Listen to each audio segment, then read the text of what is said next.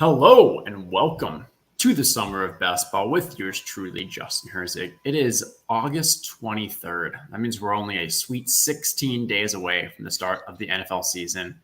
It is getting exciting. Continuing on throughout the rest of this month, I'll be hosting Underdog Best Ball streams, bringing on some special guests every Tuesday, Thursday, live on the ETR channel, hosted in partnership with the Owners Club, a new way to play fantasy football. Also, want to give that heads up that everyone know that if you have not signed up for the ETR Draft Kit Pro yet, you 100% should do it. You'll get that free $10 on Underdog. It comes with best ball rankings, content, season-long Dynasty coverage, everything you need to dominate your draft. And this is a free $10 on Underdog, no strings attached. Once you get Draft Kit Pro, head over to the Underdog Content Hub on ETR that has a link to claim that $10. And if you're new to Underdog, I don't know where you've been, but hey, promo code ETR will get you that $100 deposit bonus. And now, with us this afternoon, the head of winning at Underdog Fantasy, the CEO and founder of Snapback Sports, and the man who will be attending every Monday Night Football game this year, Mr. Jack Settleman. How are you doing? I'm doing well. I'm very excited. I didn't realize how many of these you're doing with guests. Are you giving up too much equity, or you think you only need 100 bullets and you still dominate the field? I think I'm gaining equity. The amount of smarts, the intelligence, the player takes that I'm gaining from all this. And, it's good for the brand. No, I've enjoyed it. And honestly, it really has been a refreshing because how many drafts are you doing? You're doing 150. And I'd say almost all those, you're probably sitting there by yourself looking at your screen and you only have your own thoughts. I'm fortunate that I've got, all these other people who are really sharp and giving me their takes. So I think it's plus EV. Okay, fair enough. I mean, yes, if you want to describe the 2.5 hours where I was multi-tabling 4 drafts this morning, because I think I have something like 40 something to go. And you just said 16 days till week 1. So I've got a 3 a day necessary, but I'm nervous because, if you miss one, then you really got to pick up the pace. So still got to crank them out. I just looked, I'm at 110. So I'm 40 as well. And I think this means I need to start cranking up my 10:30 at night best balls because I've been, I've been keeping a nice exposure, but, slowly inching towards. But these next 2 weeks are where all the action is. And I wanted to make sure I had enough bullets left in the chamber for the last couple weeks. I feel like I've seen it before. Your take is fast drafts over slow, right? Oh my God, yeah. From a quality of life, most importantly. So back in the draft days, draft the previous company, I had a ton of slows, and it literally I had anxiety. I didn't sleep well. I was dreaming about my draft picks. I was definitely waking up in sweats. Did I miss a pick? Yeah. Give me the life EV, and I think fast drafts are probably plus EV anyways. Yeah, last year I was a slow drafter. I liked being able to do Now I can't stomach them. I did 10 slow drafts, and I was just mulling. It took them a month. It took and I just need to be drafting. And it's in the back of your mind. It's always in your mind. Am I up? What's going on? Am I missing a pick? Who should I be drafting? Give me these 45 minutes. Let me just boom, boom, boom. And I'll admit, we're fortunate. We don't have your typical 9-to-5 day jobs where, you're limited, and neither of us that I know of have children. So we've got a little flexibility. So, hey, let's at least take advantage of that. Always want to welcome in the chat. And I see Zach has a question. Which guy won the best ball tournament, left or right? So Justin won the first. I won the third one on Underdog. And I guess we can find the guy who won the second, but just to clear that up. So for you to win, the only true 100% correlation is that you have to draft from St. Petersburg, Florida, because that happened for the first 2. So maybe by proxy, you're kind of drafting there now. So this could be it. Yeah, this could be it. I know you're coming down here, and I think it's December 5th when New Orleans and Tampa play on Monday Night Football. I kind of teased that, but talk about what are you doing with this Monday Night Football and the craziness with your schedule? Yeah, so I'll give a little bit of back history. If you don't know me, Snapback Sports is a sports media company I started 5 years ago when I was at University of Texas. Now live in New York. We started on Snapchat, have expanded to other platforms. pre-COVID, I was like 22, 23, and I had this idea, this content idea, to go to a sporting event every single day for the entire year. So a 1-year sprint, plan the whole thing, try and land at the big events. But like the fun of, if you're in Pittsburgh for Pirates Reds series, you're going to cover those 3 days, but it's a rain out, like finding a little league game or finding an intramural, something like, I just think there were so many opportunities, from hotel sponsor to car to obviously and then I went to every ticket I wanted to gamble on the game. So tickets are either free or twice the price, whatever. COVID hits. Now I'm 26, living with my girlfriend. I can't do that anymore. So this is such the best. a 22-year-old take. Yeah, like the thought of eating peanut butter sandwiches and sleeping in the back of a car. Now today, like I absolutely do not want to do that. But this, I figured, was the closest thing to kind of living out that dream. So we're going to every single Monday Night Football game. Most games will fly out Monday and come home Tuesday. And it's like, one night on the road. So it's not the end of the world. But it's going to be just a content fest. We'll be all over the place, try to go viral, try to get on the Manning cast, try to meet up with fans in different markets. Hopefully I can convince you to come out to Tampa. So it's going to be hectic. It's going to be crazy, but I think it should be a fun time. Yeah, it sounds awesome. It will definitely be an experience. And as long as, hey, 1 day a week, the girlfriend can survive 365 in a year, you might be finding some new relationships there. Exactly. Okay, we got chat already asking for it. Let's do chat's favorite segment as I get us into a BBM. 2 truths, 1 lie, Jack. What do you got for us? Oh, I gotta check what I gave you. Go back in those DMs. Here we go. All right, my 2 truths and a lie in no particular order, obviously. I believe Christian McCaffrey is the true 101 of best ball drafts. I believe that Underdog ADP isn't that sharp, and I believe I'm winning BBM3. So. Okay. Those are my 2 truths and a lie. CMC 1.01. We got Underdog ADP, not actually that sharp. I think there's a lot of levels into that one. And I mean, as the head of winning, we know that Jack's going to be winning the BBM3. So, right out the gate, we got Linding saying that 3 is the lie. I mean, how can that be a lie if he's the head of winning? Like, let's get some logic here, people. We've got 1 is the lie. They don't believe that CMC actually is. Big umbrella throwing out a 2. We've got all across the board. I'm not going to lie. I'm going to tell the truth here. I think this is the most spread out chat has ever been on which is the actual lie. Tell us what you got. Which is a lie? The lie is only time will tell. Wait, hold on. Hold on. The lie is I believe I'm winning BBM3. I don't believe I am actually going to win BBM3 because the odds are heavily stacked against me. I think I'm doing my best to put me in a position, but that is actually the lie. Wow, such a just genuine and realistic take of yours. I'm all on board CMC 1.01. And so talk to us through. So first off. Yeah, I was going to say, let's see if we can get the 101. But yeah, we didn't get the 101, but can we? No, I'm saying my 101. Yeah, exactly. Yeah. We'll see. It's a coin flip. JT's ADP is still a tad bit higher. Yeah. I don't know if Stepfield's in chat right now. So is Stepfield hearing us? Well, Stepfield, maybe this could be an auto draft right here. If so. What rankings are you using? Are these yours, ETRs? There we go. So we got our 1.01 CMC. So these rankings are ETRs with some minor adjustments of mine that I pretty much each week before the show will throw in, and then I adjust the top a little. And then so this is my exposure. This is my average draft pick. So where I've been drafting that player. And then this is just because not every guest has memorized week 17, but obviously you have. Obviously.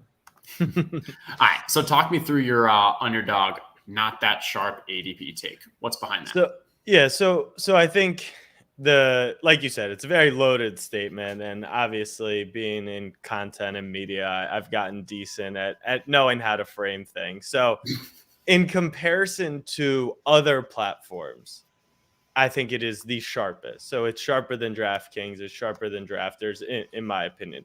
But in the grand scheme of things, I think that because so much content is created and there are so many influential voices in the fantasy community, but also there's like some super powerful ones. For example, Establish the Run. For example, obviously Pete Overzad, and some of those people, obviously yourself and the people who have done well in best ball in the past, that these opinions and takes move ADP drastically, like very drastically. And I think there's a major difference between betting lines and stuff like that moving on true information, as opposed to some form of statistic being twisted and really being like doubled and tripled, and then it becoming kind of the agreed upon thing. So that's my thought process with the majority of that. Then I think, like someone in the chat wrote, it's half PPR. So I think some of that isn't fully adjusted for.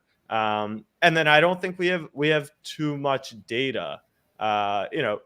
We've done 2 on Underdog, draft's been around, but I think fantasy in general, like there's still so much that we can learn about strategies and other things like that. So I think it's the sharpest of the group, but I don't think it is that sharp. I think there's a lot of ways that you can be plus EV. No, I think that's completely fair. I do not believe that there is a sharper ADP out there.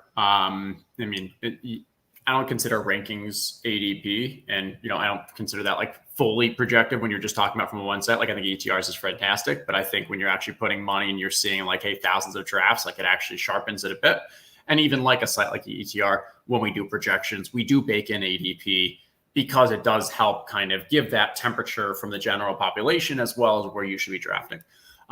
I like the take because for me personally, the one I've been hammering on is I think this year with a week 17 correlation, you're seeing players get steam. Players that are in a stack partner are moving up rankings just to get that build, even though like that's not the wrong move. Like I think that's the right move. You want to get those builds, but it decreases the actual accuracy of the projections because we're now playing off upside scenarios of getting the stacks. And the example like I use right now is Jahan Dotson keeps falling because nobody has Carson Wentz because he gets drafted later.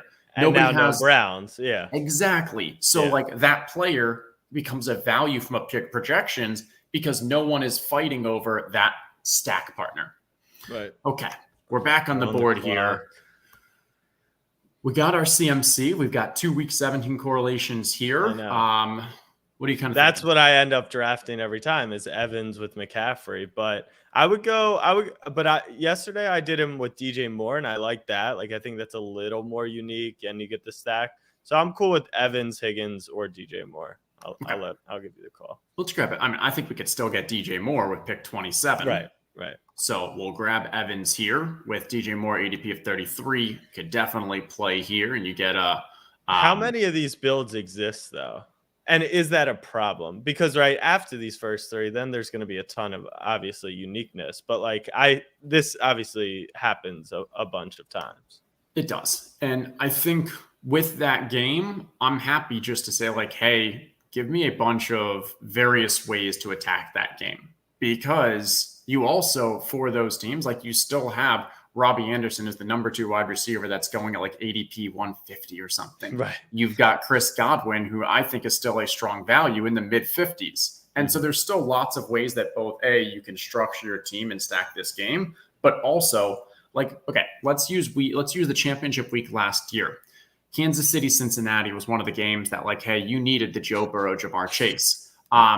If you had T. Higgins, if you had Tyreek Hill, neither of those guys did anything.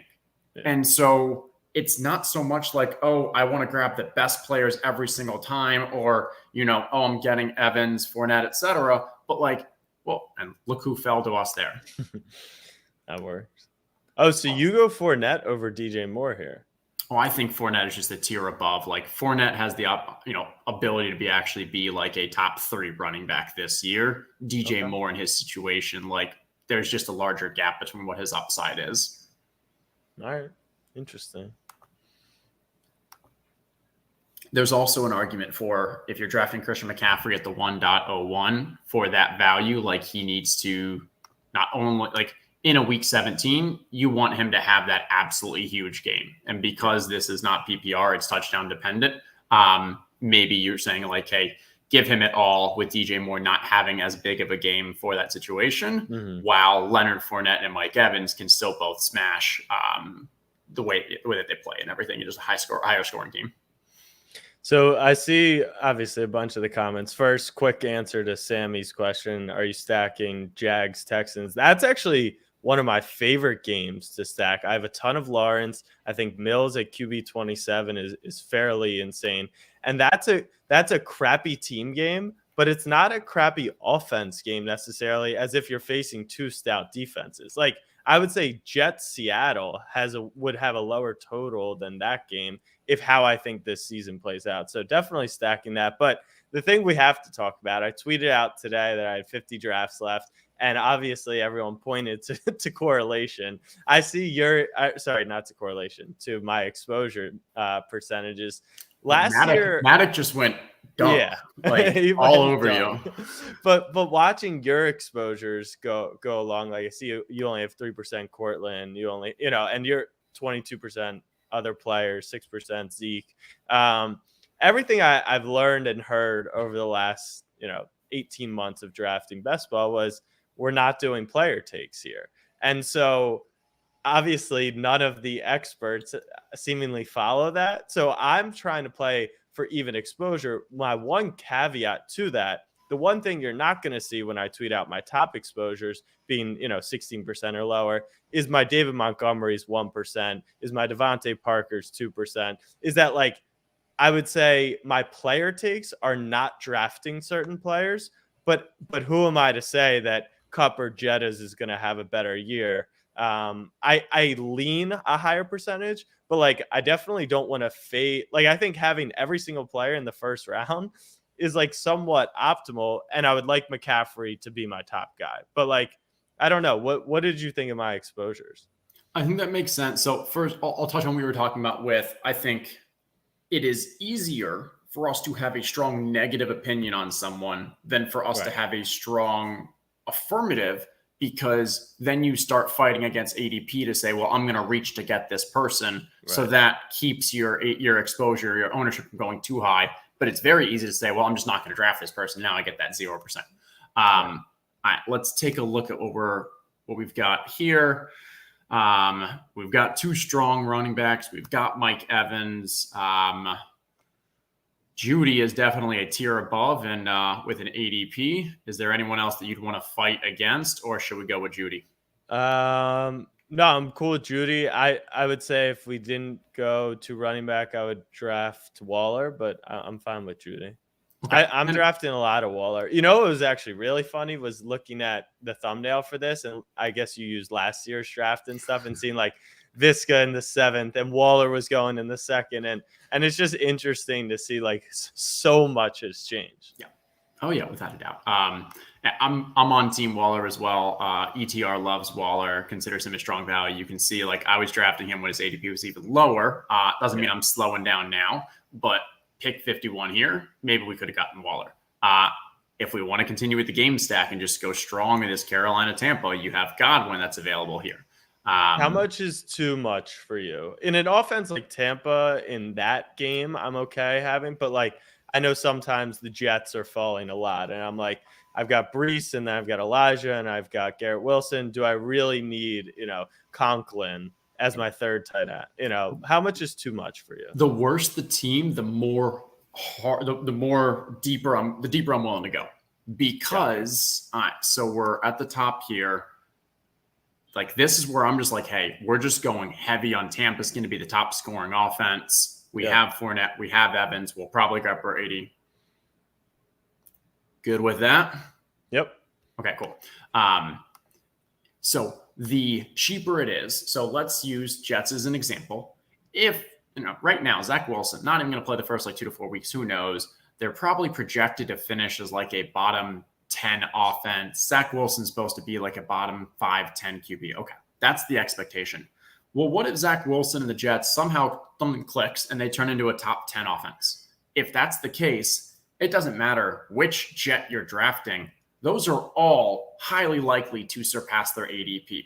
So if I'm making a bet on the Jets, I want to get as many pieces as possible because, hey, that's great correlation.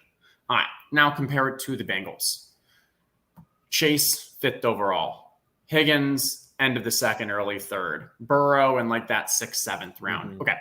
They're already projected to finish as probably a top 10, maybe 5 offense, where if they even make it now to a top 1, 2 offense, well, that can happen, and the offense still may go through Chase and just Higgins. And they're already being drafted at that high, like maybe 5 actually should have been 1, and maybe late 2nd should have been late 1st.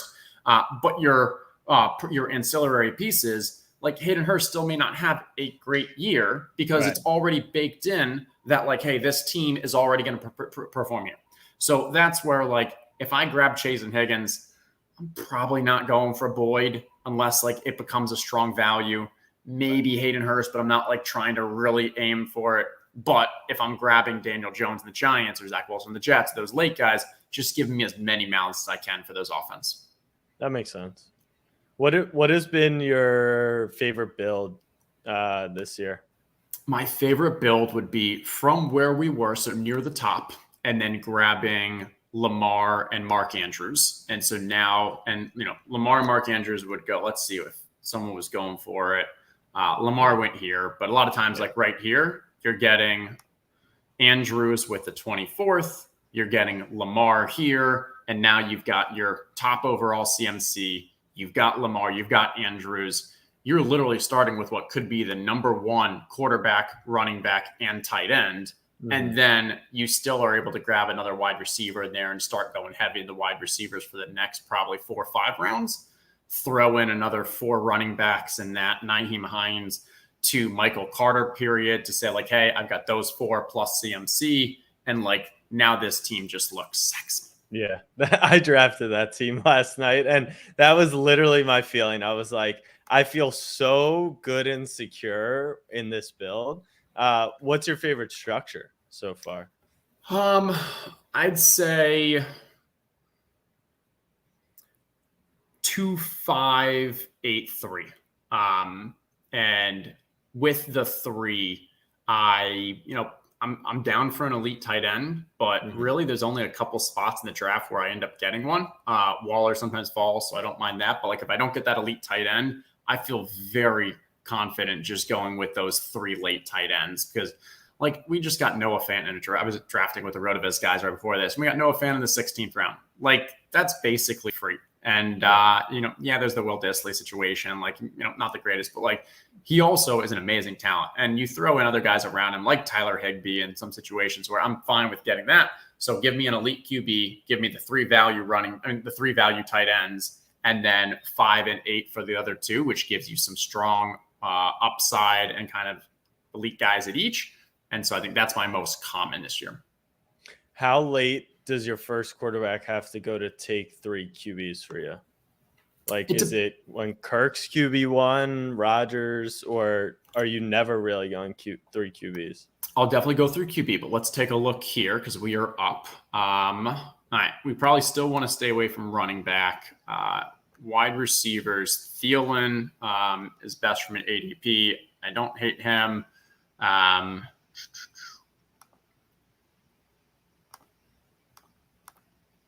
Yeah, I'm cool with him. All right. I like all 3 of those guys. Thielen, Tony, Kirk.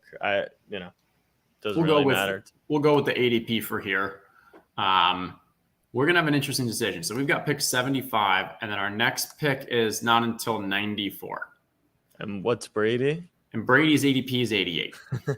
Now, we have all of his stack pieces, so there's no one that's reaching on him for a stack. But we're also heavily, heavily invested in Tampa, and it's like, shouldn't we just grab Brady in this situation? What's your normal play? Do you usually go for a bit of the reach, or do you? I normally wait with the mentality that I might build this team a couple more times, and sometimes it's going to fall to me. The mentality being someone probably has a similar build and waited, and got him there. And I also think that it's probably not the perfect call, but from a week 17 correlation, like, can Baker replace Tom in a weird, in a weird correlation? So I normally wait, but I also like, this is kind of my thought process. I think that is the general consensus, is don't reach. Like, people don't want to reach. And I'm like, well, if we're building this lineup on this basis, like, who cares? Maybe we'll save ADP later. So I'm cool locking him in. I have definitely been on team wait because you'll get the optimal. But here's two things that I've kind of been adjusting a bit. One is I definitely look to see what other QBs are available. At this spot, he was the highest ADP. So if anybody just wants the best available QB, they're going to take him. So I think that decreases the chance of him falling. Yeah. Two, once Burrow went there, Yeah. And then you got to look at the 2v2 is, okay, our ideal scenario if we wait is we're drafting him with the next pick for sure, right? So if we know we're taking him there, well, what's the difference in who we're not getting now? And so I think we maybe would have gone with Kadarius Toney, who I do actually really like, or we consider which wide receiver would we be able to grab in that next one. Yeah. And maybe it's Sky Moore. Like, there's definitely a bit of a drop off, but I think I'm getting to the point of I'd rather just say, give me that QB for the stack, for the week 17 correlation, for the whole season correlation, and I'm willing to give up a tiny bit of value at that one wide receiver spot. Yep. I'm definitely aligned there. Yeah. It's because I know how uncomfortable it is. Like, oh, we have Fournette, we have McCaffrey, we have Godwin, we have Evans. Like, why would we not just take Brady? Yeah. Okay. So your other question was the QB aspect. For me, it's not that, hey, there's a certain drop off, but it's how your lineup is actually constructed from a stack. And what I mean by that is if I have Cousins and Tua, I don't feel good about those being my two QBs. But if I have Cousins with Jefferson and Thielen, and I have Tua with Waddle and maybe Chase Edmonds, I'm investing in those offenses extremely heavily that I need those offenses to be really good. And so the only way my team has a chance at advancing is if those wide receivers and players actually have great years. And if they have great years, those QBs also will. So in that scenario, I'm okay with just Kirk and Tua because I'm making bets in those offenses. If I've got Kirk with just Thielen, maybe a naked Tua, that's when I'm like, I want something else. Gotcha. Okay.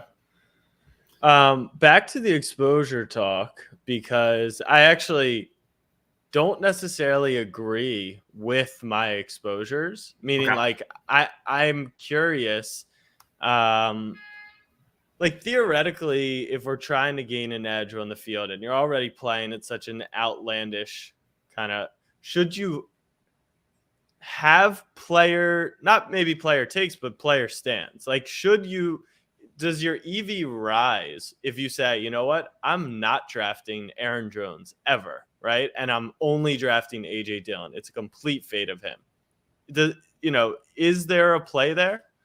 So here's what it comes down to. How are you gaining an edge in the field? Are you a football player take that watching film and that's your ability to grab an edge? If that's the case, then make that bet. But now you're making a bet on the player take, not the rest of the game. All right. Let's take a look at what we're here. Always say no to Josh Jacobs. Doesn't matter how far he falls. I normally take any of those wideouts. I don't know. I don't think we have any correlation. So I've been going Garrett or Treylon and then waiting on tight end. All right, let's do it for the brand. I am so overexposed on him, but I'm not. And the report this morning, right, was that he wouldn't technically be a starter, which I'm not necessarily buying, but I don't think it matters either. But that's a perfect example of, like, I'm looking at 1% Hawkinson and you've got almost a quarter Treylon. So you are comfortable. So what's your thought process there? Yeah. So all right, let's figure this, where there are some running backs that I do like here. I love these running backs. Yeah, I do too. So I think Damian Harris is an absolute steal at where he's going right now for Underdog. Interesting. I do think Hawkinson is another player that, like, hey, now that he's fallen a little and we need tight end. Yeah, I would go Damian. Okay, I'm good with that. But I see your 28% Cordarrelle. I've been drafting Cordarrelle all summer. That made zero sense to me. Yeah, and so I put a tweet out on that one this morning. There's just so much to love about him. He's my most high-owned player, and I'm way high. So let's talk about the exposure with regards to that. When I see that I am this high on a player, I start doing two things. One is I start actually asking around to others and being like, hey, is my take wrong? Am I missing something? Is there something I'm not seeing that, others are higher on Tyler Algier? Others, really are worried about that injury, whatever it is. And so with, Cordero, I've done that. And I came to the conclusion that, no, I still think he's a great value. I think he is a great pick from a projections as well as upside. Okay. Next thing is I start asking myself, am I drafting him too highly? Because that's another way to have too much exposure is you're reaching on someone. And so maybe you can still love that player, get value on them, but wait a round or two. And so in this situation, I look at Cordero and okay, I'm drafting him at 108. His ADP is 111. No, not really. So I'm okay with that exposure there.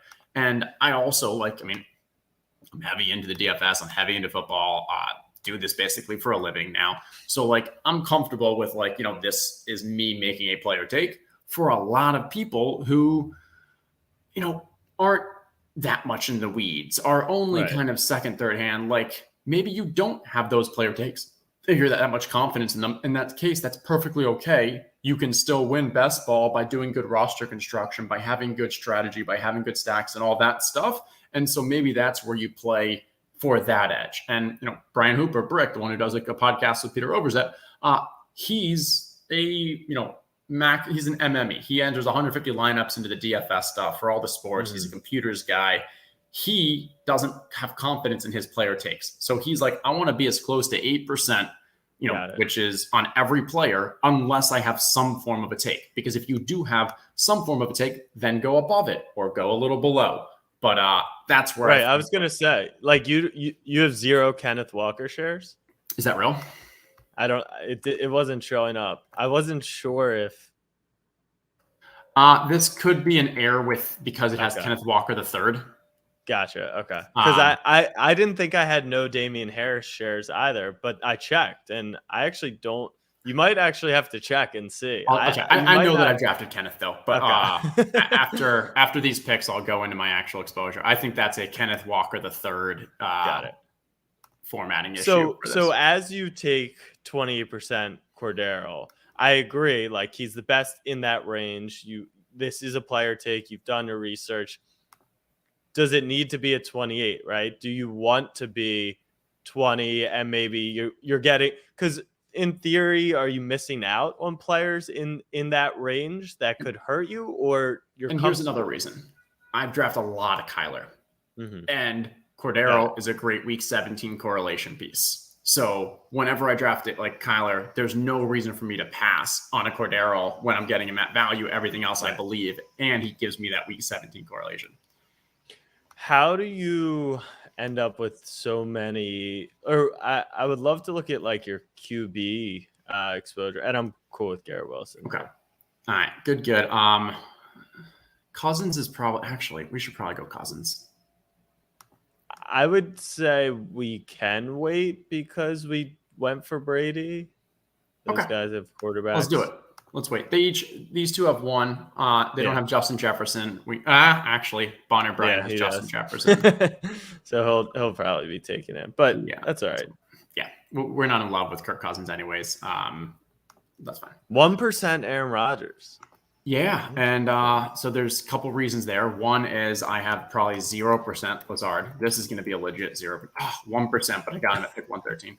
Okay. And so I'm never reaching for an Aaron Rodgers stack there. And in general, I just think that team, when he's not a stack partner for me, when I think that team's going to be more run heavy, it's going to be slower, just not something I'm targeting. Yeah. And I think you look at rankings, and if we have these guys one behind each other, but an ADP difference of 2 rounds, wouldn't I rather wait for the Tua? Maybe. Yeah. What about in this scenario, right? Kirk just went you could get Rodgers with Thielen, bring back, and you get a Roger. Like you could get Tunyon late, or you could get a lot of the. Do you ever play it like that? Yeah, I mean, I think Rodgers is interesting, especially now because so many of his, stack partners are very late, and there's so much ambiguity around Sammy Watkins, Randall Cobb, and like both of those are basically free. So yeah, I'm not sure. Here's an interesting one.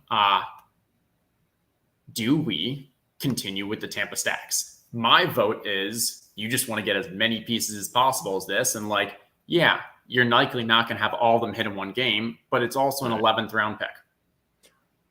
Though, I'm cool with that because I rarely do it, so I think that build's interesting. I guess my question back, well, I guess it's because of the ranking. Would it be best to wait for a player like Robbie, and that way you've got a little bit of McCaffrey, Robbie, or are you betting? I think that's another reason why I think the sharpness of Underdog isn't fully concentrated yet, because we're talking all these thought leaders, right? Week 17 correlation, week 17. But like how many people are saying, let's get to week 17, right? And that's by betting on the best offenses, which, in week 17, is Russell Gage the optimal play? Probably not, but you can't get there without him. Yeah, I mean, I don't know, but I think that's why you said it yourself, is bet on the best teams. And I think that's a common theme of what I'm usually trying to do is identify which teams I think have the best opportunity to kind of exceed their expected outcome, and then get a ton of pieces on that team. And so that's where like the Russell Gage. And so I'm also a fan of like, hey, how can we find uniqueness amongst this 469 person field for week 17? And I think the ping pong argument does make a lot of sense where, hey, usually we talk about the running back in handcuffs, but also when you have a wide receiver core on a very pass heavy team that we're hoping with this Tom Brady situation here, right, maybe in weeks 15, 16, it is Godwin and Evans that both go crazy. But then week 17, Russell Gage lucks into 2 touchdowns. And so how many teams have Godwin, Evans, and Russell Gage? I don't know, but my guess is not that much, because people are like, oh, right, I've already done so much. But here, maybe that's a way for us to find uniqueness while not giving up value because we're still stacking. Yeah. All right, what was I going to do? Okay, so real quick, we've got a couple picks. Let's go to my completed and check the Kenneth Walker. All right, what did I do?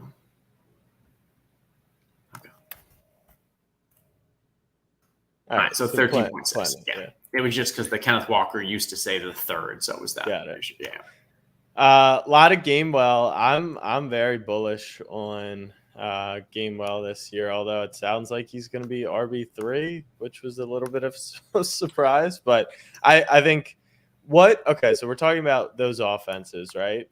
The Bucks are one. The Rams, to me, are another one that, like, obviously, once you miss on Cup, a lot of people just end up avoiding a lot of the Rams because they want the Chargers.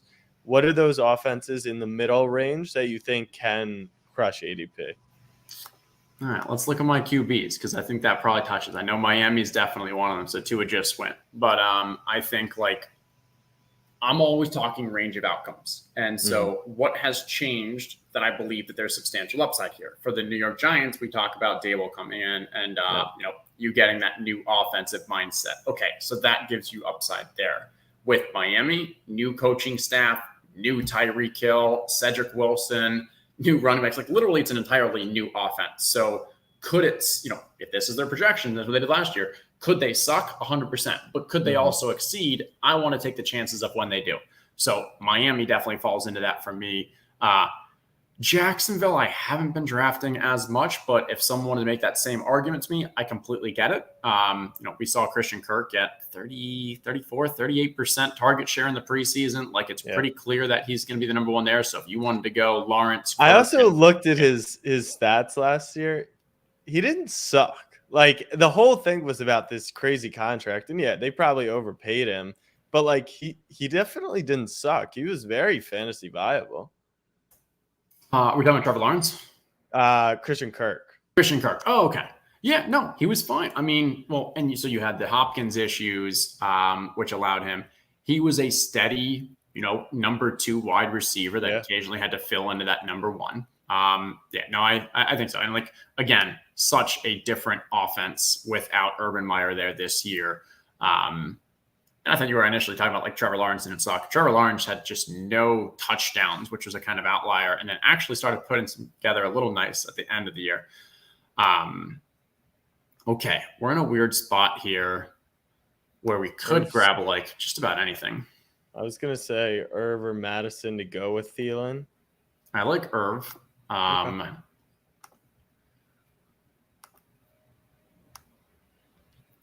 I think I like Irv a little better here. Okay. And I think it'll lead to a good conversation on, you've got a ton of Dalvin. You got to hit. There you go. You have a ton of Dalvin. And that is like, is that the player take, or is that the belief that he's going to smash or he's going to crush ADP? Why not have more Madison? Should it be a complete fade of Madison? Yeah, so I would say the Dalvin exposure is because early on I thought people were overweighting that risk of him, being suspended. I didn't think that was going to happen. So I was like, okay, I want to take him here. Second is I have not been taking much Diggs. If you look at my Diggs exposure, it's pretty low, 5%. And so I'll just grab Dalvin ahead of him. And I wasn't drafting much Henry, so that's where Dalvin really fell in. My lack of Diggs is because if you draft Diggs, you probably want to grab Josh Allen, which then you have to reach on a little. And then maybe you want to grab Gabe Davis. And like everyone has done that. And it just feels like you're just starting off with a very cookie cutter. Yeah. Yeah. All right. So let's see if we can grab Michael Carter here. I really like this because it actually sets us up for a 4 RB build. I didn't like it with Alexander Madison because he's too much of a boom or bust depending on Dalvin's health, where Michael Carter, I think, like can give us weekly upside, that weekly value that we need for a 4 RB build. Yep.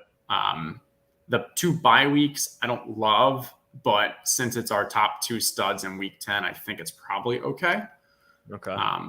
I've been drafting a lot of 5th running back, even if it's super late. But even if I go, RB pretty early, and this is another reason why I don't run the numbers on it. I'm a consumer of a lot of the content, but like Hayden put out a thing on the value in your 8th and your 9th wide receiver. As opposed to just getting a 3rd QB, a 5th running back, or a 3rd tight end. How confident do you have to be? I guess it's not even that. Like, if you're drafting Fournette and McCaffrey, you need them to smash anyways, but is there still room for that 5th running back? Yeah, so 2 years ago, the BBM, I won that with a hyperfragile build of 4 running backs. Last year, a lot of people see that, and like the structure makes sense. We talk about it a lot, and so a lot of people went with the 4 RB build. What that led to is that, not many people are drafting running backs, and so the running backs that 2 years ago were going in the 10th round, we're now going in the 13th, 14th rounds. And so last year, the pivot was, hey, let's not do 4 running backs, let's go 5, but let's grab 2 early and then wait and grab 3 in those later because that's where they were falling. So it was really adjusting to it. Yep. For this year, I think you still have a bit of a kind of hangover from last year where there still are, like Michael Carter we just got, and was that the 13th round for a guy that could be the starter week 1, likely is going to lose out in the start of Breece Hall as the season goes, but not going to completely lose his role. Had 8 and 11 targets or receptions last year in 2 games with Mike White. Like, there's a lot of things to like about this running back that I think 2 years ago would have been going in the 10th, 11th, because all of these guys would have been going in the 5th round and such. So we're in a unique spot here where I think we may end up actually going 3 QBs and 3 tight ends, which traditionally I don't love, but we're good with 4 running backs. So that gives us that extra flexibility now to grab that 3rd QB. And maybe it's Tannehill and Zach Wilson. Yeah. Probably them. Yeah. I mean, or we'll see with Carter. Yeah. Who else we bring on?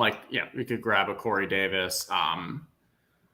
we don't really have too much of stacking otherwise there. Maybe Mac Jones, because you're going just for the New England, and there's a couple of New England guys that we could still pair with. But yeah. Yep. So no Matt Ryan. I'm very anti Matt Ryan. I'm pretty low on the Colts in comparison to what I think the market is. What's your Matt Ryan Colts take? I just don't see. Well, so I'm not grabbing that much Michael Pittman. So from and that partner, there's no other really Colts pass catchers that are drafting there for me to stack with. So I think that's probably dropped down. And then also, I just don't see too much of an upside case for an immobile QB on a team that runs the ball an insane amount within the 10-yard line. And that's why Jonathan Taylor was so valuable last year, is he had I think it was 84 or something. No, that's 84 touches inside the red zone or something. I'll pull this up. But yeah, it was an insane amount. All right. Red zone rushing attempts for Indy, 83 rushes inside the red zone last year. And I think next highest was Antonio Gibson at 49. That's just an insane gap. And I mean, so yeah, there's going to be some leveling out, but I just don't see the upside case for Matt Ryan when, that offense plus nothing. It could be that it had nothing to do with the offense, more so not trusting Carson Wentz to throw the ball near the goal line. Yeah. I mean, do you know what Carson Wentz's touchdown interception rate was last year? No, it was fantastic. That's the funniest part. Is people, say he's the worst quarterback ever because they watched, a half on red zone in week 17 or week 18, I guess. But he was perfectly fine. 27 touchdowns, 7 interceptions last year. Okay. I think we are pretty firmly in either tight end or QB. I like Hunter Henry still. Maybe we can then grab Mac Jones in the comeback, which gives us a little of that New England aspect. I think that makes sense. Yeah. So go for it. Any Jonnu Smith? So I think the New England tight end takes are pretty interesting right now, where a lot of the Jonnu buzz out of camp is he was being used a lot. I personally believe that should give me more confidence that New England wants to work with their tight ends, but not specifically Jonnu. Hunter Henry's been hurt. So I think all those touches that Jonnu got in the preseason, well, Hunter Henry's just more likely going to get in the actual regular season. And on that pod I was on earlier, one of the RotoViz guys is referencing, if you look at the games, Jonnu was used between the 20s, not effectively, but that's where they used him. Hunter Henry got all the red zone work. Mm-hmm. And it is catch the ball and it's a guaranteed touchdown type red zone work. Right. All right. Mac Jones just got sniped. Bonner Bryant sniping Thielen. I mean, Cousins, which we were okay with, but then going for Mac Jones. I think we maybe just grab a Daniel Jones here. We really just need another QB. Could maybe pair him with a week round 18 Sterling Shepard. Now that Sterling Shepard's looking like he's gonna get back on the field, still have the opportunity for our third QB to be Tannehill or Wilson or QB. Yeah. I see Eric's comment.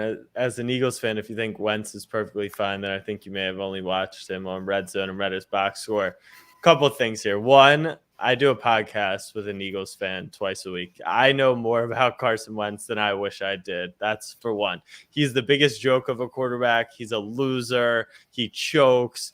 But the two nationally televised games last year were the overtime one where he threw the ball to the Titans in his own end zone and the game against Houston. So what has that done? It's proven your point that he's not perfectly fine. But we are drafting a fantasy team, and when Justin says 27 touchdowns to 7 interceptions, that's generally positive from a fantasy perspective. For me, the thing I like about Wentz the most is that he still is able to use his legs. And even though he didn't have to use it as much in Indy, we know that that's still a skill set he has. And so when you're drafting a round 16, 17 QB that has some decent rushing upside from 30 so yards a game as well as some touchdowns, I don't mind it. And as I mentioned at the beginning of the show, Jahan Dotson and some of those Washington guys are just strong values if Wentz is above average or even decent. What's the late offense that you're drafting, and what's the late offense that you won't touch? I'm not sure if I really have either of those. Atlanta might be the offense that I'm drafting just because of the Patterson, Drake London. Kyle Pitts is a little too rich for me, but like obviously he's a stud. Let's see. What are some other kind of ideas? I don't know. There's not really any that like I guess Houston is probably one that I'm really just not touching much. You're touching the Bears. Are you fine with that? I mean, there's not a ton to draft, but I'm not touching much. I mean, I would draft Justin Fields a little early on. I don't mind Darnell Mooney, but I don't have any Cole Kmet. Very, very, very little Montgomery. Oh, Khalil. I mean, I got a lot of Khalil Herbert. Yeah, me too. I mean, and that's obviously an ARB. Okay, I have 6%. Not actually that much. Wow, no Justin Herbert. There. No, literally no Justin Herbert. And so actually 0% might mean that I have one. Right. Or it could be 0.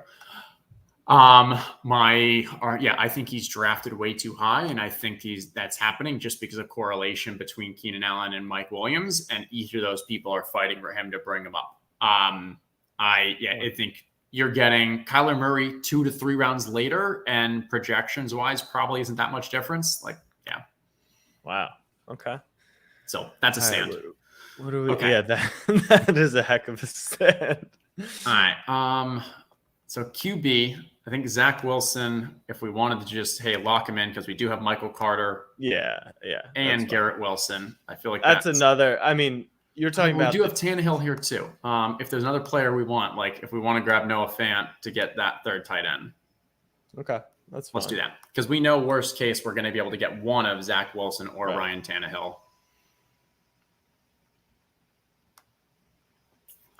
Just making sure. Bye weeks, we've got 3 different there. No issues up here either. 3-4-8-3 looks pretty clear at what we're doing here. How's this team overall making you feel, or kind of compared to what else you normally draft? It feels like a team that I've drafted a lot of the parts for. I'm definitely aligned with you on Jets, Giants, in the later rounds. I love Garrett Wilson. I'd say the uniqueness probably comes from the Russell Gage being that third wide receiver in the Bucs offense, which I'm excited about. And I'd say even when I draft McCaffrey and Fournette or whoever, Javonte, whoever falls, I'm normally taking the 5th RB. So the 3-4-8-3 is another interesting, unique build that I like. Yeah, I like it. All right. So yeah, again, ADP wise, Tannehill's better. Zach Wilson, we know we're losing some of those first couple weeks, but we really shouldn't be concerned about that. I think Zach Wilson is our play because we have the Michael Carter and the Garrett Wilson. Versus Tennessee, we just have Traylon and we don't have any bringbacks. So yeah, I mean, that was your perfect opportunity to fire on Joe Flacco, but hey, I mean, if just so you can tweet out a screenshot, Flacco 1% and Herbert 0%. That's the thing. You got to sacrifice for the content. I believe you screenshotted at least a Flacco lineup last year. I believe I was the only one. Does that shock you or no? No, not at all. There were 300,000 best ball lineups, and there was only one with Joe Flacco in it. Like, I mean, I guess it's surprising that Joe Flacco's mom doesn't play best ball. It's a smart family. Was the Flacco draft the one when we were at Miami at the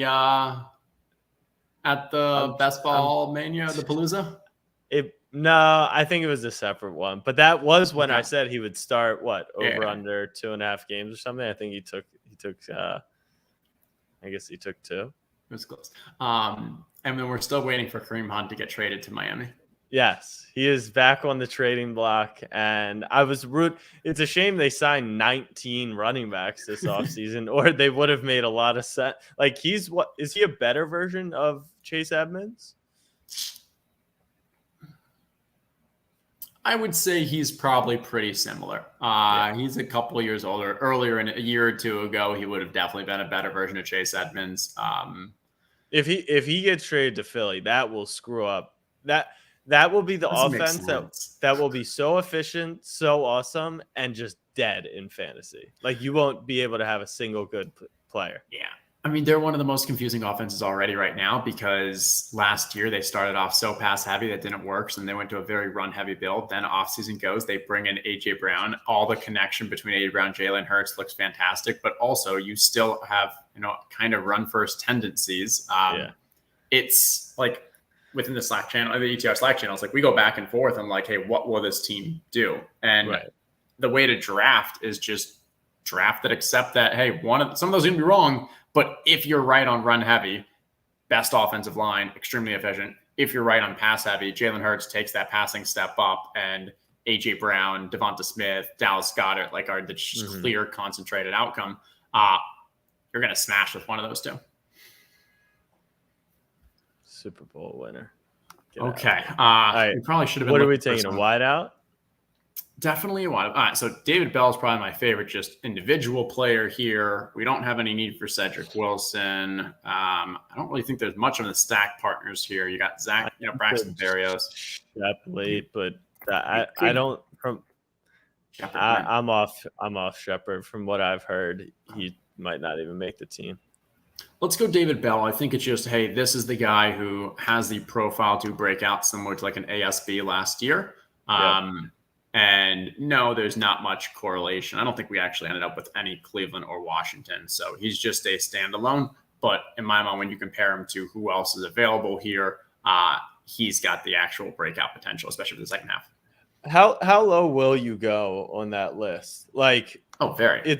It's weak. It's your 18th pick. Like, how ridiculous are you willing to get with that pick? How many 18th rounders pay off 1 week, 4 weeks, 10 weeks? Like, yeah, I'm more willing to go off the board and finding a unique player at running back than wide receiver. Because when I think of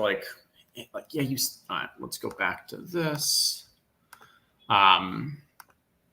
But when I'm looking at these running backs that like they need an injury, and with an injury, they can actually have like multiple sustained successive games. And whether it's Evans, Pirine, whether it's have a couple Breda, 2% there. And these numbers seem really small, but these are also numbers compared to the field. Aren't drafting these guys at all. I'm trying to get a little more tracer. Still 0% there. I'm trying, just not doing well. And so I think that's where wide receivers, it's harder to find the guys that even with an injury are then going to be able to produce. Where with the Joe Mixon injury, either Samaje Perine or Chris Evans is really going to have an opportunity. Right. Yeah, like that's why I said no one wants to draft Saquon. But if Saquon gets hurt, like Matt Breida has shown he can be a starting running back. You're not necessarily thrilled with it, but he could start. And then Najee's handcuff, right? No one's drafting Jaylen Warren. It's so weird to me that Madison gets drafted. And I've talked about this before. Yes, Madison is a better runner but by 100 spots in ADP, if Dalvin, I don't know. The difference there is not the talent of the running back, but we have seen when Dalvin goes down, Madison goes into a full workload. Right. The challenge is for someone like a Breda, for someone like a Jaylen Warren, we don't know what's going to happen. Now, there are signs that, hey, Pittsburgh historically likes a workhorse, and it doesn't matter who it is. So, if Jaylen Warren is that number 2, that could be a semi-valuable role, even though the team kind of sucks. It's why, I talk up the Samaje Perine aspect where, he's nothing special at all. But when Mixon was down before, we saw Perine took a bit of a, that load. And we're not expecting Mixon to make crazy value because he's passing catches. It's because of the touchdown efficiency. And so can Samaje Perine provide that? Or is it Chris Evans? I don't know. But that's where I want to take some chances. All right. Jack, this was fun. This is great. I like our squad. 3-4-8-3. Zach Wilson, Daniel Joe. All right. You want to talk about, St. Petersburg correlation. We drafted the Bucks team. I'm in New York. We're relying heavily on that. And it all comes down to week 17 Bucks, Christian McCaffrey. I'm with it. All right, so if you take Tampa and New York, you got Brady here. You got New York, New York. You've got Tampa's Week 17 opponent. You got Tampa. You got an outlier New England, but then you got New York. Tampa. All right, a couple more outliers. There you go. Now this has been fun. Overall, I never feel good about a 3-3 with the onesies positions teams, but when you do it, I like doing it with only 4 RBs and getting lots of correlation. And other than the Daniel Jones, I think we got a lot of correlation. Yep. Oh, all right. What else is up with you? Where can people find you? What do you got going on other than traveling to the U.S. and going to all the Monday nights? Yeah, just ramping up for Snapback Mondays. Going to be very hectic. If anyone is going to any Monday Night Football games, definitely hit me up. Would love to link up, pregame, at the game, whatever it may be. Got to grind out these last 40 or so drafts, which is definitely a grind at this point. But like you said earlier, it's great when you can bounce ideas off other people, see what they're kind of thinking about, test their theories. So definitely a very helpful hour for me. You can find us, Snapback Sports, on all platforms, me at Jack Settleman on all platforms. And we've got some fun stuff. I should have asked, do you have a Snapback headband in the app? Do you have your Snapback band? I do not. I missed out on that opportunity. And all right, we're gonna do more things, but Underdog this is some alpha. They've given us the go ahead on a boost for every Monday Night Football game for Snapback headband havers. So if you don't have it, stay tuned. If you do, I would highly suggest equipping that if you like playing the pick'em game. I love the pick'em game once the season starts. I took a couple preseason ones as well, but that's all for me. Nice. Okay, so there will be an opportunity to opt in, or maybe do drafts or pick'em or something to get your headband. When you get your headband, it's like an NFT you don't own that gives you access to perks such as odds boosts. I love it. Exactly. Too funny. Well, chat, you were all fantastic. Thank you all. Fantastic comments. And I know I didn't get to all the questions. Feel free to put in the replies. Feel free to reach out and DM if you have any other questions. This has been a very entertaining and I think a good show. I think we did a pretty good draft there. So, Jack, thank you for joining us. Everyone else, it was great seeing you. I will be back on Thursday. See you all later.